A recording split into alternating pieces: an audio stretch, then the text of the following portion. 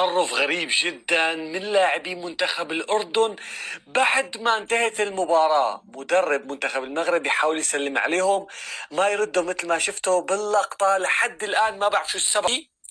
مفروض تطلع بأخلاق عالية وتسلم.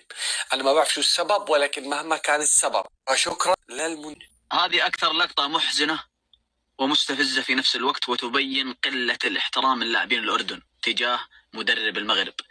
مدرب المغرب مد يده لمصافحة لاعبين الأردن، مواساة لهم، إلى أنهم ما ردوا المصافحة، بل تجاهلوا المدرب وراحوا لمنصة تتويج. المصيبة والكارثة مو هنا، المصيبة والكارثة حارس الأردن أبو ليلى قبل 3 أيام أو يومين مع سالم الدوسري كابتن السعودية طلع وقال: رسالتي لسالم الدوسري أتمنى التواضع، أنت لاعب كبير، قبل المباراة لم يسلم علينا بشكل جيد، وحقيقة استغربنا جميعا ما قام به، أتمنى منه أن يتعلم من ياسر قحطاني.